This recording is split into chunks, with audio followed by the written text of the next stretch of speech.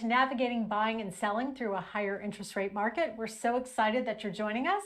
I'm Kara Amir with Coldwell Banker, and I'm here with my trusted lending partner, Robert Towers, Vice President of Lending for Guaranteed Rate Affinity. Thanks so much for being here. Thanks for inviting me, Kara. Well, why are we doing this, right? This was inspired out of a lot of the questions and concerns that we're getting from our clients and just conversations that we're having with people in our everyday life. People have a lot of questions right now. They're confused. They don't know, should I buy? Is this a good time to sell? I don't know with the higher interest rates. Can I really afford to do so? So hopefully today we're going to be able to provide some clarity to you and some actionable tools and techniques that you can implement on your real estate journey. Just a little bit about me. I have been in real estate a little over 20 years. Time flies when you're having fun. And I am licensed in both California and Florida with Coldwell Banker. So I bring a unique bi-coastal perspective to this industry as I kind of my pulse on things going on both coasts. And I've been through every kind of market imaginable, from hot markets, slow markets, distressed markets. I was working right through the real estate crash of 2008 into the recovery, more balanced markets, and of course, right into the pandemic real estate boom, and now as we transition out of that. And Robert, what about you? Same. I've been in the industry for over 20 years. I've worked for major banks, Chase, Bank of America, Wells Fargo, and I've been at Guaranteed Rate for a little over 2 years now. So you're an industry veteran like myself, and every day is something new, right? Yes. Even though we think we know it all, we don't. So before we get into it, as we go through the program, if you have any questions or comments, feel free to put them in the chat, and then we will get to them at the end of this program. So all right, let's get right into it. This slide, I pulled together a lot of headlines that I've been seeing in the news. And these are some very recent ones just within the last few days from various news sources. And we can see a lot of conflicting information out there, right? I mean, no wonder consumers are confused. Is it a good time to buy? Consumer confidence in the housing market hits a new low, according to Fannie Mae from CNBC. And one of my favorites from the New York Times, the housing market is worse than you think. No wonder people are confused, right? They're hesitant, they're scared, and obviously the media loves bleeding headlines. There's kind of a saying, if it bleeds, it leads, and they love clickbait. And what I found is, when you click on these links and you read the stories behind these headlines, it's really not as bad as, this glaring thing that they wanted you to click on. So let's dive into it and let's talk about the two words everybody wants to find out about now: interest rates. So the problem with the news is their job is to sell advertising. So if they get your attention, it's a rabbit hole that you go down to. But what you hear a lot in the news lately is the Federal Reserve, which meets about every 6 weeks. The chairman is Jerome Powell, and on the bottom right-hand corner, you'll see one of his recent comments is that they have not stopped raising interest rates. This chart shows interest rates going back to 1995. So the Wall Street Journal Prime is not mortgage rates, but they mirror mortgages. This is more for your credit cards and home equity lines of credit. You can see back in February of 95, they were at 9%. They hovered around 8.75 in 2000. They went back up to 8.25 in 2006. And in 2008, which was the mortgage meltdown, they did go down to 3.25 in December 2008. They stayed that way for several years until 2015. Then they gradually started going back up as the economy recovered. 2018, we're back up to 5%. And then at the end of 2019, we were at 4.75, and this thing called COVID came along. And the economy crashed. And one of the things that the Federal Reserve does, it acts as a regulator. If the economy is not doing well, it will lower rates to stimulate the economy.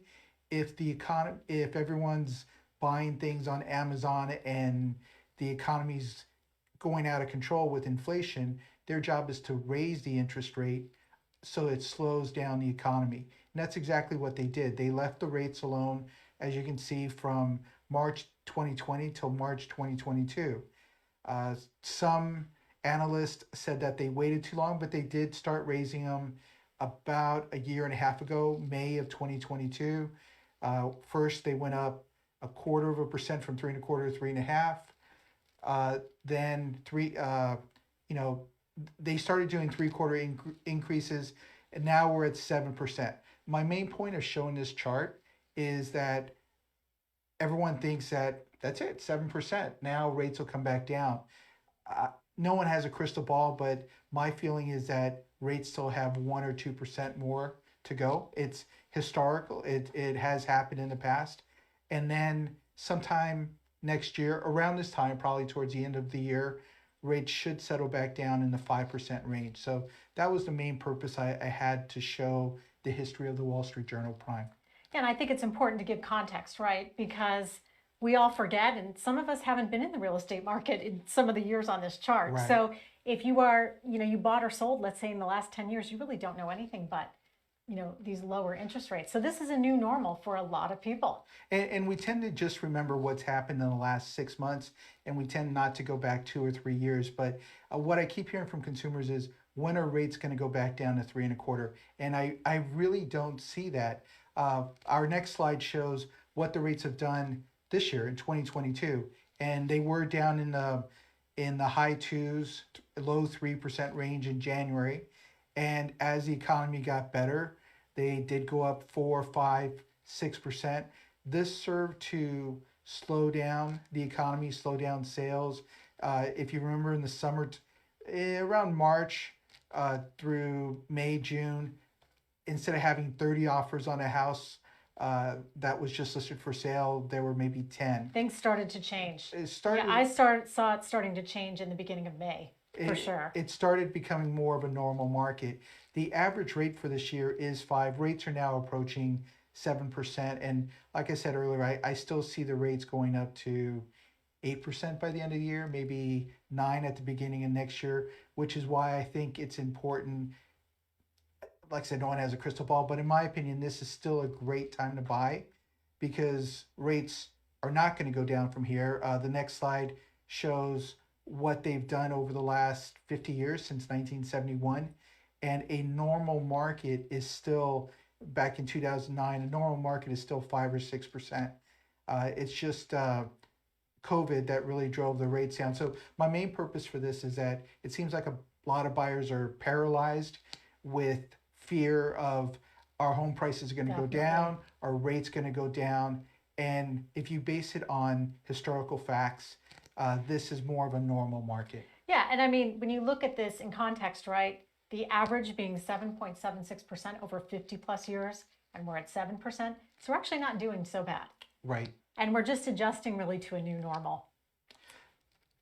This next slide you could probably speak about is yeah, I mean, we pulled this from Orange County Association of Realtors, and this is a look at statistics from October 2021 versus October of this year through the end of October this year. And, one of the things people are concerned about is, oh my gosh, prices are crashing, inventory levels are going up. And if we look at this, that's actually not the case. The average sales price is actually up from last year. Of course, we enjoyed a very robust market, right, so that didn't backtrack.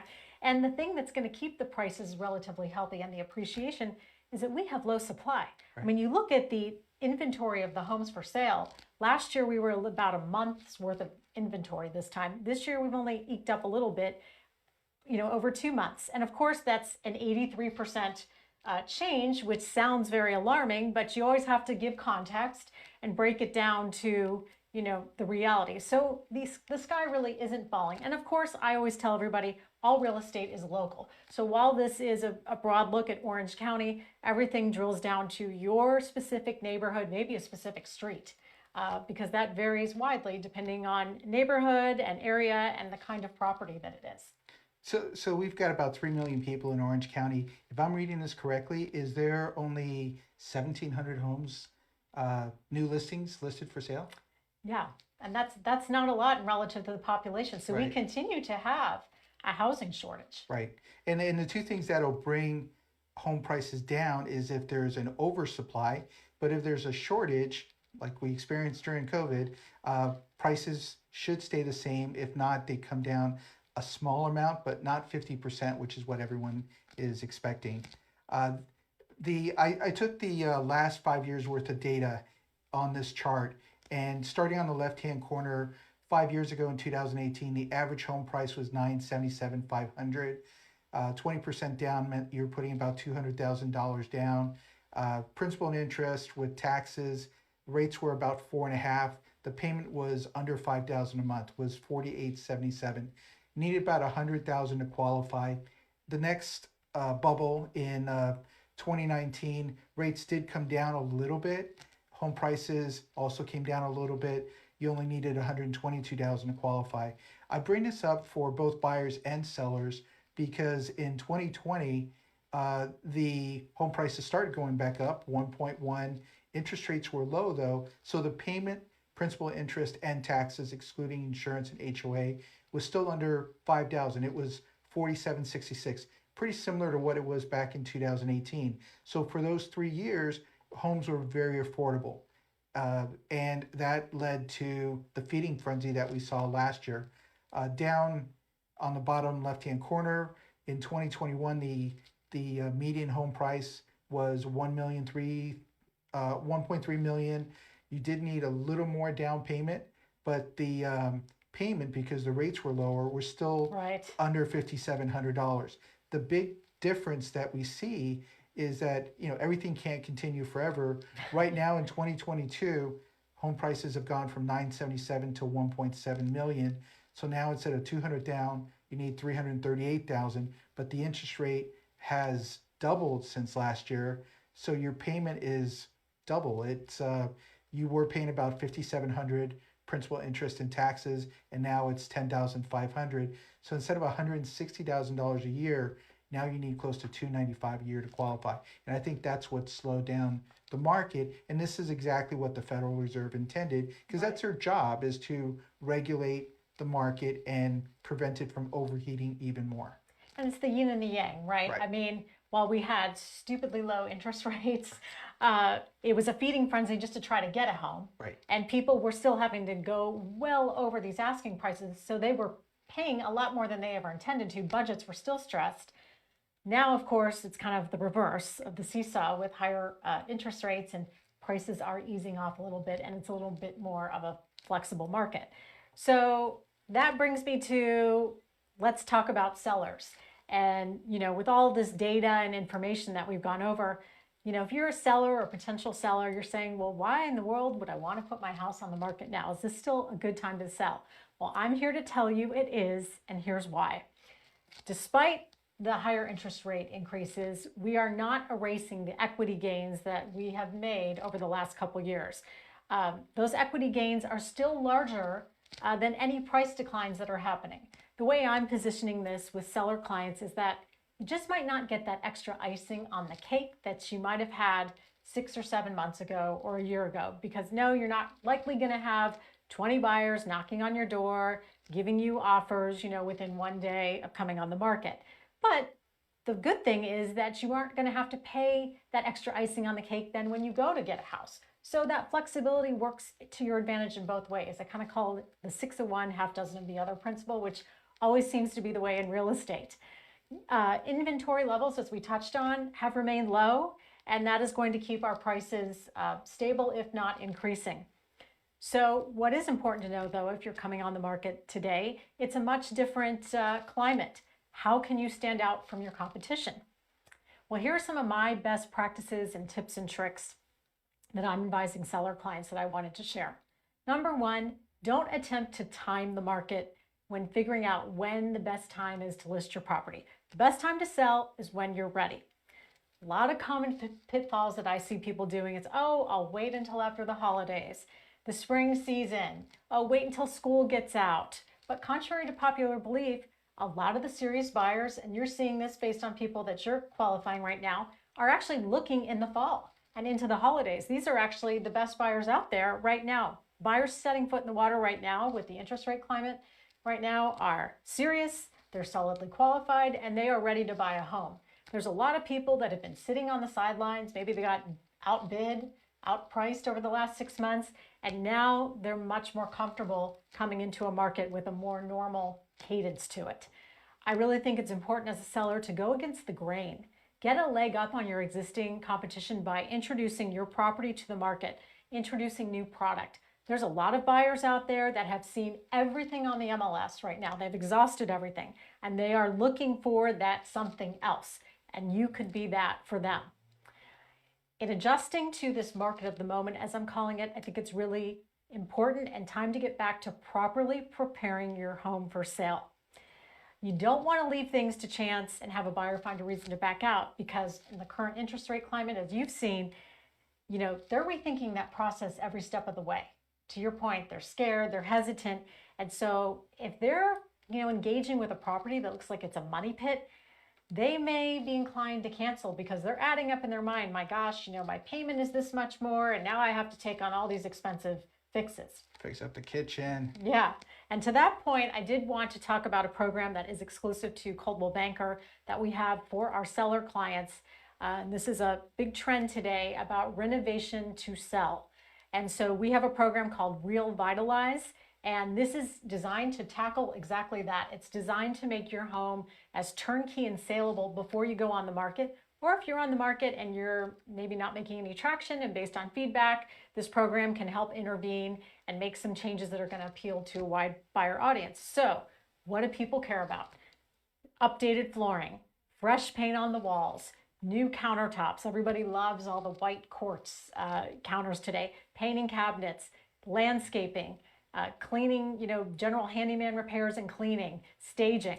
So this program is a great way to make your home turnkey, because it is proven that the more turnkey that you can make your property, the faster it's likely to sell and for top dollar. And so to that end, in addition to getting your home cosmetically and aesthetically pleasing for sale, want to go through some ways to be a proactive seller. So another tool that I'm definitely recommending in a shifting market is to consider getting a pre-listing inspection well before you put your property on the market. Why is that important? Well, knowledge is power, and you can function from a position of strength versus the unknown, and it puts you as the seller in more control, which that's harder to do in a shifting market, because right now we're seeing buyers tending to have more leverage and the power. What kind of inspections should you get? Well, the very basic, a home inspection to start, definitely a termite inspection. And then if you have a fireplace, consider a chimney fireplace inspection, pool inspection if you have one, structural, and foundation. Sewer scope, I think, is always an important one as well, because people really don't know the age of their sewer pipes, and also having a look at the pipes in your house. So based on these findings, you can determine, okay, now that I have all these reports, what should I tackle and what things should I leave? Maybe I don't want to address everything. What things should I leave for the buyer? And based on that, you can work with a trusted lending partner to maybe figure out a good concession to help offset those things that you're not going to take care of, to make it an incentive for the buyer. It's really important to, I think, when you get these reports, you can disclose these reports to the buyer with confidence. A lot of sellers today are, they're fearful. Oh, if I go and get an inspection, does that mean now they're going to chip away at my asking price? No. I always say surprise is never a good thing in real estate, and that's especially the case when it comes to inspections. So look, no buyer ever got upset because a seller went out and did an inspection report and gave it to them and said, hey, I just did this inspection report before we came on the market. Here's what we found, and here's what I'm doing, and here's how I'm going to address these things. What do buyers care about most in inspections today? Structural, foundation, termites, plumbing, especially if you have old pipes. They don't want to know that they're looking at a slab leak or potential slab leak or having to repipe the house. The electrical and the age of systems is important, such as your air conditioning and heating systems and water heater.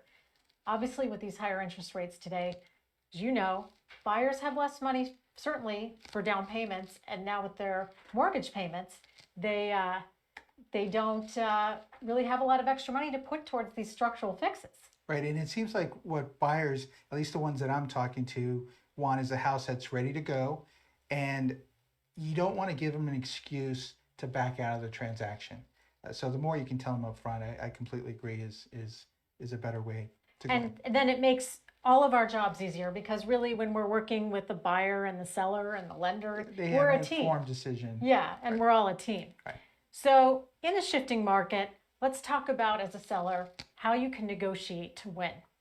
One of the first things I think that is critically important is to understand as a seller what your mortgage payment looks like for somebody buying your home, um, based on today's rates and loan programs. So this is where having a trusted lender comes into the process. When you engage with sellers just as much as you engage with buyers, and people may not realize that.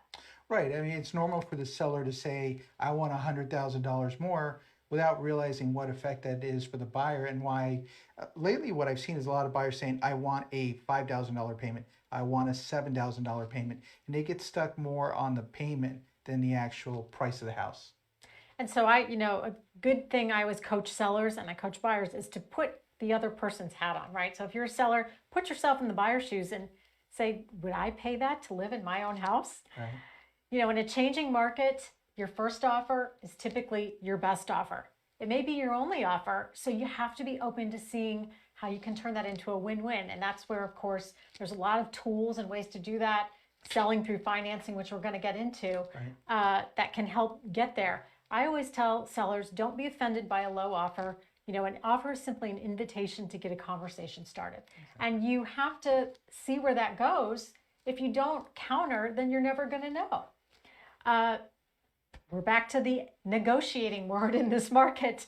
Buyers are negotiating. We didn't know what that word was over the last couple of years, right? Offers are likely to come in less than asking price today. Just sort of putting that out there. And especially if the property needs a lot of work or it's flawed, be prepared. Obviously, back to what we were talking about, with the more maintained, well-maintained and pristine you can make your property, offers are likely to come in stronger and faster and hopefully not, drag out the long days on market. And let's talk about concessions. Now, that's a word none of us have really known over the last 2 years. And some people, if you're just getting into the real estate market now, you might not even understand what that means. We're not talking about concessions at a concession stand. Concessions are definitely on trend in this market. And, the word may be unfamiliar to you, especially if, again, you're newer to this market. So what is a concession, Robert? A concession is just a credit from the seller which they could use towards closing cost or buy downs or they can't walk away from the transaction with it. So it does have to be consumed. Most customers end up using it for closing cost. So it's not any hard cash that anybody is No, getting. it's not Everything is allowed. through the closing statement. Right. Yeah, and one question I often get with these properties needing work that comes up is sometimes people ask for, okay, as a seller, I don't want to do all this work. Can I give a painting allowance or a decorating allowance?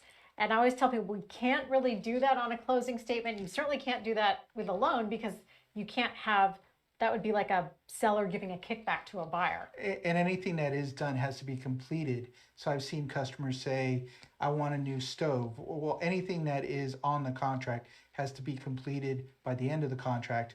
Otherwise, we can't fund the loan and finalize it. And I think that's an important point because people don't really understand. Right. And so any type of decorating allowance has to be achieved through some sort of seller concession, but only towards closing costs, prepaids, or and the money that you're going to pay towards closing costs, if the seller's paying for it, you can now divert that money to whatever you want, Right. a new kitchen. Or, right, because you're saving that. Exactly. And one big thing that comes up is termites. A lot of times buyers, especially today now, they're going to want that property addressed if there is a termite issue. They're going to want it tented, the wood rot work repaired. How do we deal with termites on contracts when it comes to loans? Do lenders not like to see the word termite Right. termite work?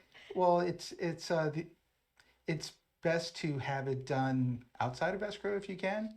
If it's a health and safety issue, it needs to be addressed.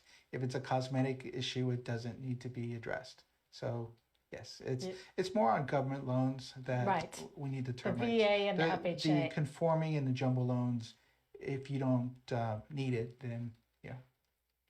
So let's talk about back to with sellers. What are some lending strategies to help you stand out as a seller? So, like we've been talking about, it's really important to consider offering a seller concession towards the buyer's closing costs or prepaids or towards an interest rate buy down. Uh, I think that's really important because it help offsets the cost of these higher mortgage payments. Yes, another strategy that we were discussing too is cross qualification. You don't want to enter an agreement with the buyer and then find out the buyer didn't disclose their alimony or bankruptcy or that their income is variable instead of salaried. So one of the things that we also offer, we partner up is uh, if you do receive an offer, we can look at the pre-approval or the qualifications of the customer so that there's a less of a likelihood that the buyer is going to tie up the property in escrow and not be able to close. So think of that as a second opinion. Right. Because this brings me to my next point. All lenders and pre-approval letters are not created equal, right? I can't tell you how many times I've had a realtor call me up. Hey, I need to present an offer in the next 15 minutes. Send me over a pre-qual letter, and we can't. Ethically, we're not allowed to, but um, some other lenders might. Uh, what it means to be fully qualified is that your credit, income, and down payment or assets have been verified. Uh, your your credit means pulling a credit report. A lot of customers don't want to have their credit report pulled. We do have a way now where we can do a soft pull where it doesn't affect their credit score, and that's what the customer is really concerned about, is that pulling the credit too many times might bring them down from a Sure. 800 FICO score down to 700. But we do need to check the credit, make sure that there's no issues, see that the debt to income ratios are in line, and verify their income. We have a program where we can fully qualify a customer. So it's not just my opinion. We submit it to underwriting and we can get a full approval. It's good for 4 months. And that's like the gold standard, right? You've Right. been blessed by the financial God Right, that you are because good to go. and again, it's not my opinion that counts; it's the underwriter. So, Right. very few lenders do that because it does cost us a couple $1,000s to do it, but we don't charge the customers for it.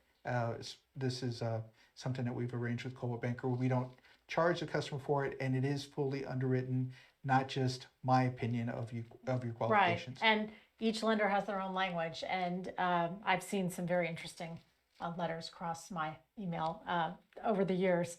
But it's super important, that the buyers need to supply their approval letter along with their proof of funds and evidence of down payment and for their escrow deposit and, showing enough funds and also for their closing costs when making an offer. In other words, 1 plus 2 has to equal 3. Right. And if there's something out of a line there, it's just going to make it that much harder for the listing agent and the seller to know or to have the confidence. And, is this going to be an offer that we can work with that's going to Well, get to the especially finish if you have line? a domino effect, because what will happen is you'll have a first-time buyer buying a condo, and the owner of the condo is buying a single-family residence, their first home, and then that person is buying a 5,000 square foot house out of state. So you have this chain, this domino of buyers, and if one of those buyers have not been fully verified, it can blow up the whole chain. Yeah, it's like a domino Right. effect. And that's why it's also important as a seller to negotiate for realistic but shorter timeframes for loan approval and appraisal contingencies. I mean, you want certainty, and by insisting that a buyer be fully approved up front, based on current interest rates, that certainly ensures a faster It process. turns them almost into a cash buyer. If we've already verified their credit, income, and assets, all we're waiting for is the appraisal. And with a significant down payment, that even shouldn't be an issue. And what's a realistic time frame today for loan approval? I'd say escrows are usually taking about 30 days. We can close them in 21 days or less. Approvals are taking about a week. I just turned in a loan on Monday and it got approved 2 days later. So let's talk about next the buyer side of the Yes. equation here. Buyers, obviously, like we talked about, this is the good climate for buyers. I mean, in many ways, despite the rising interest rates, this is the market that buyers have been waiting for. I think this is a great time for buyers and sellers. There are buyers that I've been working with for a year or two, and they were discouraged because every time they put in an offer, there were 10, 20, 30 other offers. Same thing with open houses, they were nonstop. And now it's come back to more of a normal market. So I personally believe it's still a good time for buyers because, yes, rates are not what they were in March, but there's a good chance that come next March or April that they might even be higher. Even December they might be higher. Yeah, So we just don't I know. still say now is a good time. And there's a saying out there which I don't necessarily like, which is Date the rate. date and marry the house. Yeah. So the idea is you buy the house today at a higher interest rate, and 6, 12, 18 months from now, whenever rates do settle down, and the projection is that this time next year, October, November of next year, rates should be settling back down. You can refinance, and refinance usually costs a lot less, maybe $3,500 or more, which there's ways to structure that. Right. But the bottom line is that get into the house now and then refinance down the road. Because if you wait until March or April, you're just going to have that feeding frenzy all over again. You can't realistically expect the the purchases to stop for 3 to 6 months and then not to have a ripple effect in springtime. I think that come March or April, it's going to get busy again. Probably not Sure. as busy as last year, but busy again. Right. Multiple offers. So there's a chance as a seller that higher home prices might mean that higher interest rates produce a lower sales price. And from a buyer's point of view, there's a chance that if you don't buy today, in March or April of next year, the bidding process will raise the interest rates up. Mm-hmm. So no one really knows it, but right now, if someone's selling their house or buying a house, they're serious buyers. Yeah. So let's talk about obviously things buyers need to do, getting their financial house in order. I mean, while this is very obvious, you'd be surprised at how many people go out there shopping for a home and they haven't really completed the application process or an approval with the lender. I can't emphasize how important that is, that you really should have a consultation with a lender first to understand what your financial picture looks like before you go out on your search. And let's talk about, interviewing lenders and selecting one and deciding on one before you go full in on the house search. I get a lot of buyers that get stuck on what's the rate, when really what you're looking for is tell me more about yourself. And are you looking for a 30-year fixed? Are you maybe going to refinance in a few years? Finding a loan that's tailored to what the customer is looking for, but also having them be realistic about it, because I've seen a lot of buyers, agents, realtors that will just start showing properties or giving lists to buyers without having any idea of what they qualify for or if they're comfortable with the payment. So it's very important to get more than one opinion, maybe from lenders, as far as what products are available and what the interest rates and payments are like, and what the customer's not looking for, not what I'm trying to sell. Right. I like to consider myself an advisor more than a salesperson. I don't like being sold to. And as an advisor, one important thing I know from the real estate agent point of view, which really can be frustrating, is when a buyer goes with a lender that you can't reach outside of business hours. Right. And they always have questions, of course, at the 11th hour on a weekend. And, this is the single largest financial transaction someone makes in their life. And if they can't reach their lender outside of business hours, that's a huge problem, because getting those questions answered might hinge on their ability to lock up a deal. This is not something that buyers do every day. Even customers that have bought recently might not know the current procedure. So it is very important to have a lender that you can communicate. I'm always available, 7 days a week. That's one of the reasons why Coldwell Banker has partnered with Guaranteed Rate, because of our availability. So Yeah, and just wanted to touch on the California Residential Purchase Agreement. If you haven't seen this in a while, or maybe you've never seen it, it is now 16 pages. They've just got an overhaul last year. It's come out with another revision. And this is a little hard to see, but just wanted to touch on everything is the terms of the deal are in a chart format. And it's really important now. I mean, we are being asked to provide a lot of information about financial approval on this offer. And so there are 3 different options here. When making an offer with a buyer, you check whether they've been pre-qualified, pre-approved, or fully underwritten approved, to your point about the full approval. right, and honestly, I believe we're one of the few that will do the fully underwritten, because it is expensive, but I think it's very critical and important tool to make sure that there's no hiccups so that you can close on time. Because pre-approval is not the same as a full underwritten approval. People may Correct. get confused because when you see that, there's often a lot of conditions with a pre-approval Right. attached to that. So let's wrap up buying in a shifting market, part two. Just some quick points here to help you. It's very important in this type of market to work with an agent that understands concessions and how to incorporate those into an offer.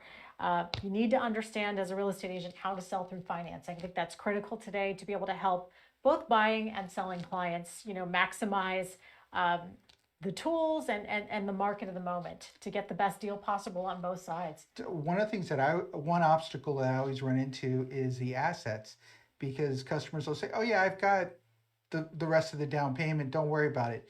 We're held to very high standards as far as the ability to repay, and we have to source anything. So if a customer is taking funds from a business account, that might or might not be allowed, or if they're getting a gift, that might be allowed on some programs and not on another. So it is very critical that customers are transparent and and show us the full deck of cards that they're playing with. Yeah, and I would say, while the market is more flexible and negotiable, it's important to remember a lot of these properties out there have already had price adjustments. So, and working with a trusted agent, I can show my clients that where they started and where they are now. So it's important, I think, to coach buyers. You got to be reasonable with making an offer. I mean, I know, with the market right now, people think, oh, I smell blood in the water. But I tell people, you're more likely to make progress with the seller if you make a reasonable offer to start. Right. Sure, you can leave room, but if you aggressively lowball, they just may not respond, and no response is a response. And I think it's also important to touch Or they on. might get insulted. Yeah. Oh, for sure. That's why they don't respond. Um, Seller concessions. Back to that. Obviously, sellers, may be giving something towards closing costs. And I just give an example here. Let's say on a $1.2 million purchase, and a seller is giving 3% towards a buyer's closing costs and prepaids. They're really selling that home for $1,164,000, not 1.2. And then they have their closing costs also on top of that. So it's not like they're selling it at 1.2 and giving you some free money. It's actually being deducted out of their proceeds. Right. And I think it's also important to touch on for buyers, time is of the essence once you open escrow. I like to tell people it's important to understand there's 3 different processes that are running parallel to each other.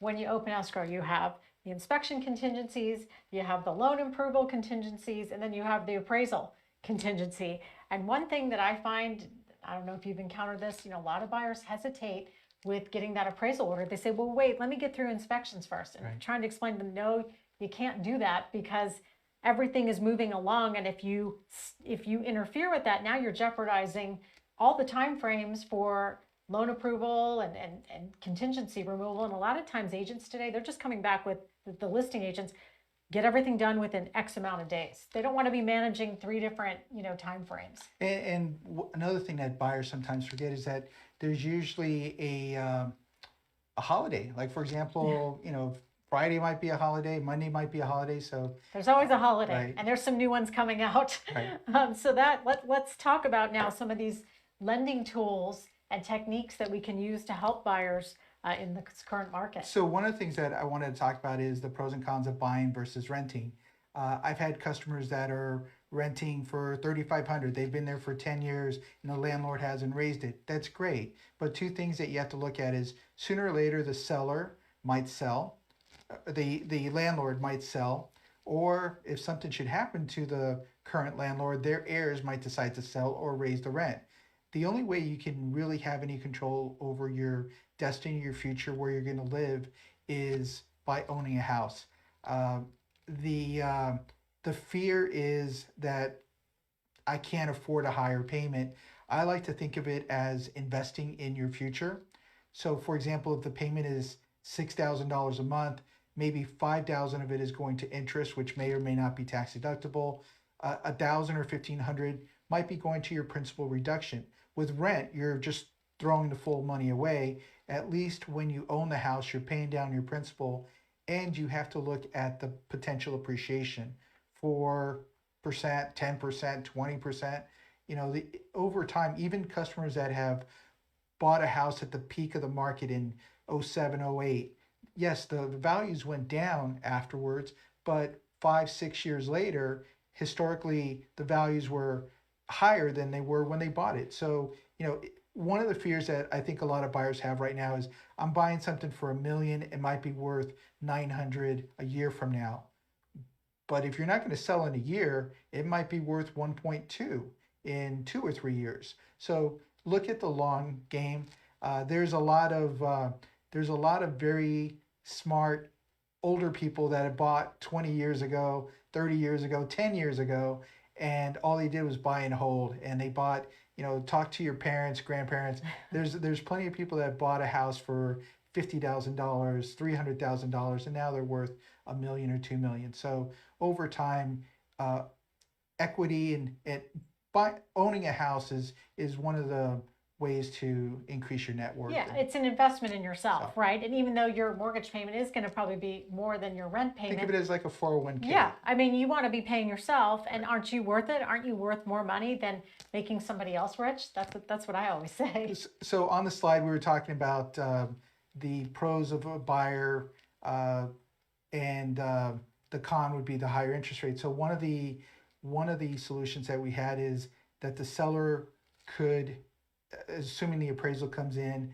could with 10% down, they could pay up to 3% towards your recurring and non-recurring closing cost. With 10 to 25% down, it could be 6%. It's rare that you're going to need or use up 9%, but and this is also available on FHA, VA, and investment properties And as the well. percentages, it's you can only go up to the max of what all of this actually adds up to. Sometimes people get confused, like, well, if my total closing costs and prepaids and interest rate buy down, if it's less than, let's say, the 3 or the 6%, then that's what it is. It can't be more in terms of money that's not ghost money. Right. And the idea is that besides the down payment, you'll also have recurring and non-recurring closing costs. So we'll work with you to give you an idea of how much that would be. One of the strategies we wanted to talk about is a 2-1 buy down. So let's say on a $900,000 home, if the current interest rates are 6.5, and unfortunately now they've gone up a little bit since then, uh, your payment would be close to $5,700 a month. We have a program called a 2-1 buy down where the interest rate is 2% lower the first year, 1% lower the second year. And the way it's funded is that the seller, so in this example, it's $20,000. It goes into a separate escrow account or like savings account, and your payment's only $4,500 the first 12 months. $1,100 is taken out of that fund, that kitty, and subsidizes your payment. The second year goes up to 5,100.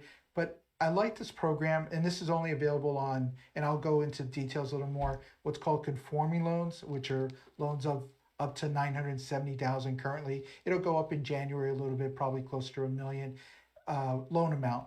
But the idea with this is that if rates do come down a year from now, 18 months from now, you could always refinance.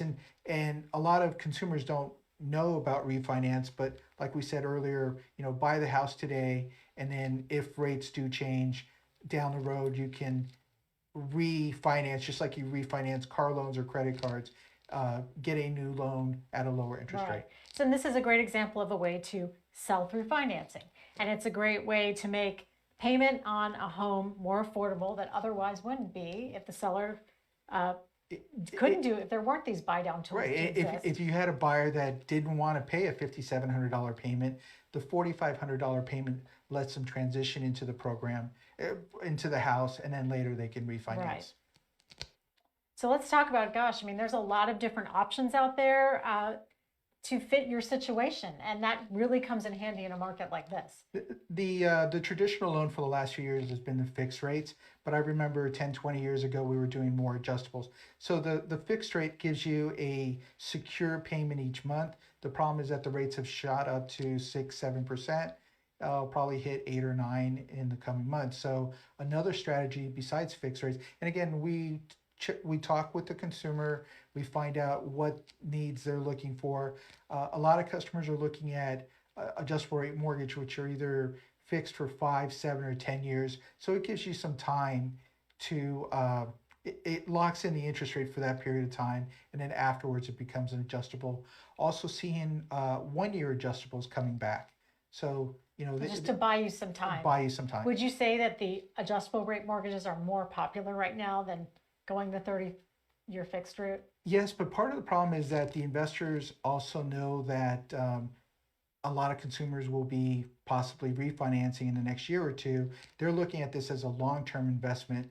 So the rates on the 7 and 10 years used to be a lot. The spread used to be a lot big, a lot larger, maybe 2%, and now it's been reduced. So it is a tool. Uh, Sure. this next slide talks about the conforming loan limit. Conforming just means that it conforms to Fannie Mae, Freddie Mac guidelines. These allow higher debt to income ratios than jumbo loans. Currently, it's $970,800 for a single family residence. But I did want to point out that on a fourplex, you could go up to 1.8. So you might have someone that has two families and they want to buy a duplex. One brother lives in one unit with their family, and the other one lives. So this is a way to partner up with a sibling or anyone Right. to buy units as And well. have more leverage. Right. The jumbo loans are anything over $970,000. We can go up to $3 million. We're what's called a direct lender, which means we have underwriters that are, we have 10,000 employees, but we have underwriters that are approved with different investors like Goldman Sachs, JP Morgan, and we can fully approve the file from start to finish. This allows us to close quicker. So jumbo loans. Yeah, that's good to know. And then the last thing I wanted to bring up is other types of loans. There's renovation loans. So if you do find a house that needs more work, we do have a program, several different programs that can do larger remodels in what you were So you're talking financing about. the cost of Right. improvements. And there are some things that go along with that, some checks and balances. They have to be approved contractors, right? Right, Their and then insurance and there's different phases of it. We also do 2 to 4 units, as I mentioned. One of the programs I wanted to bring up is interest only in 40-year terms, but right now with the holidays coming up, and even if the holidays weren't coming up, I wanted to bring up gifts because one of the biggest obstacles for consumers is I don't have the down payment. Exactly. And every time I save up for the down payment, that train just gets away Yeah. from me and I need more money to put down. So, you know, for younger adults in their 30s, maybe talk to your parents or grandparents and see if there's a possibility of them gifting you a down payment or going on the loan with you as a non-occupant co-mortgager. So these are different strategies. Tapping into your retirement account, FHA, which allows lower down, VA loans for a lot of our service members have served, and they think that they can only get a loan up to 970,000 with zero down. You can get over 970. You can go up to 2 million. It just requires more of a down payment, but a VA loan is very good. I also wanted part of the audience might be customers that have owned their house for a long time and they would like to get an investment property. So one of the loans we have is a DSCR, which is debt service, which means that if you buy a condominium that has a payment of $4,000 a month, as long as the mortgage payment equals the rent, there's no qualifying. Wow. So, and then another, as far as qualifying, because that does seem to be an obstacle, we have bank statement loans with 20% down. So that's for the self-employed, for or your income varies where it's commission-based. complicated, right? we could do a bank statement loan where we look at the last 12 months. And one of the loans that's not on here is reverse mortgage. So if you have a house that's paid off, you could tap into some of the equity, buy investment properties with it Oh, to supplement your income, or you can even purchase with a reverse mortgage. So if you have someone that's just living on Social Security, but they have a lot of equity in their house, they could buy, say they're in a 2-story house, they want to buy a single family residence, a single story house, they could use that to qualify. So I said, as an advisor, my goal is to take your unique situation and make it fit if we can, and get all you the a house. pieces of the puzzle together. And Right. everybody's situation is different. There's no two borrowers that are alike, right? Right. One of the things about the interest only that I mentioned here is as rates have risen. So, for example, this chart here on a $2 million loan at 3%, the principal and interest, the loan portion of it was $8,400. If you look on the bottom right hand corner of your chart, uh, now that rates are going up to 8%, that 8,400 has almost doubled to $14,000 a month. Wow. So one of the solutions is an interest only loan where you're not paying principal and interest, you're just paying interest only. And those tend to be more on the 5, 7, and 10-year fixed. So it is possible to have a $2 million loan with a $10,000 payment Wow. instead of a $16,000 or $15,000 payment. So again, just some ideas that we can get customers more information about. And that's just a great way to move through, make things more affordable, especially when right now you're able to capitalize on the market and negotiate a better deal Right. than you could have 6 months ago. And one of the last programs I wanted to bring up is on the conforming loans up to 970. If you are worried about rates being higher in 3 months from now, you can lock in the rate uh, for a 60, 75, or 90-day lock. It does cost more than a 30-day, but from one day to another, rates can go up by not 0.5% on the rate, but 0.5% on the cost. So this does protect you. I've had a lot of customers that were looking at 3.5, and then they went up to 5, and they no longer qualified, or they didn't like the payment. So this does allow us to lock in the rate for up to 90 days. Uh, the idea would be you'd have a month or two to find the house, and then the remainder of the rate lock to close on the loan.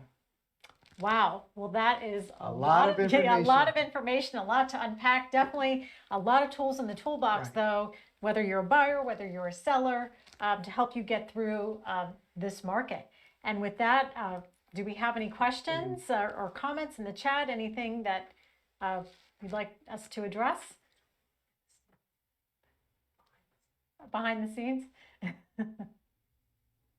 There's one question. A couple questions actually here. So let's have a look here.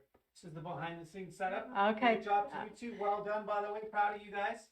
So let's have a look here. So Kara, let me read this here. The first question, I think this is coming from Facebook actually, is on home prices in the market. So where do you see home prices going in our market? Crystal ball. Yeah, that's a great question. Yeah, if I had a crystal ball. Well, I think, given the low inventory, which not only here, but nationally, I don't think they're going to be plunging. I would agree. There's going to be some adjustment and some correction. I think, the properties that were commanding top dollar that probably shouldn't have gotten top dollar or a crazy amount, over the last year, those are going to see more adjustment. I think the most turnkey, pristine properties are still going to command top dollar. But I think we're, while we may not be jumping 20 and 30 and 40% in a year, I think we're just going to go back to some more normalized appreciation. That's not sustainable either. So Yeah. I also don't see home prices going down in half, which is what I'm hearing from buyers. Oh, I'm going to wait for the $1 million house to be worth 500,000. I just don't think that's realistic. No, keep waiting. How much would it cost to rebuild that place now with inflation? And replacement cost now it's Replacement far costs. more than the purchase. and in inflationary times, history will tell you that buying an asset like real estate is the safest place for your cash. Right. Anything else, Brian? Yeah, so let's have a look here. This next question is for Mr. Tower. This is the $1 million question right here, bro. So hope you're ready for this bad boy. Where do you see rates going in 2023? They also, just like home prices, can't keep going up forever. The Federal Reserve has said that there is room for a little more. I see at least 1, maybe as much as 2% higher. So again, as a buyer and as a seller, this is still a great time to lock in a rate and to close on a transaction. I'd say probably 8% by the end of the year and around 9% first quarter of next year. Towards the end of the year, the Mortgage Bankers Association did say that rates should come down to 5.5. So, what the Federal Reserve will do is they'll overcorrect, they'll stall the economy, and then rates should come down. Then, of course, everybody's going to jump right back into the market. Right. Well, and one of the things that we always follow is something called the MBS Highway Mortgage Bank. Barry Habib is Oh, yes. a very good. So anyway, we'll give some more information about that. But yes, the idea out there is that the rates should continue to rise. All right, Carrie, here's your $1 million Okay. question. How do you see the real estate market shaping up next year? Well, I think we're More going inventory? to, yeah, I think we're going to still have low inventory just on the sheer fact that so many people already have moved.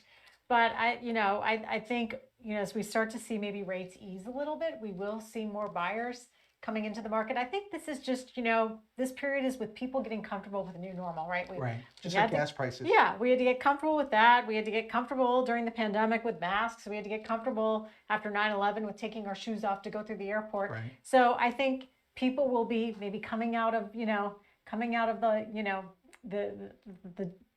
their hole and saying, okay, it's okay for me to buy now. So I think Which again, right now is still a good time to buy. Oh, it's because tremendous. come March or April, there'll be a lot more Yeah, I competition. mean, this is such a market of opportunity, and it's all how you see the glass, right? Whether it's Right. half full or half empty. I mean, in Orange County here, if you want a property with an ocean view, there are so many beautiful properties that have been repriced with ocean views, for example. If you wanted the condo by the coast, whether that's your primary or second home, I mean, now is the time to do it. If you wanted to buy a year ago and you Yeah. didn't, this is your second chance. Exactly. Anything else? That does it for our main critical questions. All right, wonderful. Well, thanks so much, everyone, for joining us. It was great to be here. And if you have any questions or you want to get in touch with us, you can scan the QR codes. You can reach out to us by phone or hit us up on social. We're on all the platforms, Facebook, Text. Instagram. Yeah, text us, and we'll be happy to connect you with you for more information on anything that we talked about today. Great. Thank you for inviting me, and thank you for participating. And like I said, I'd love to answer any questions, whether you use me or not, but hopefully you will. Great. Thanks again.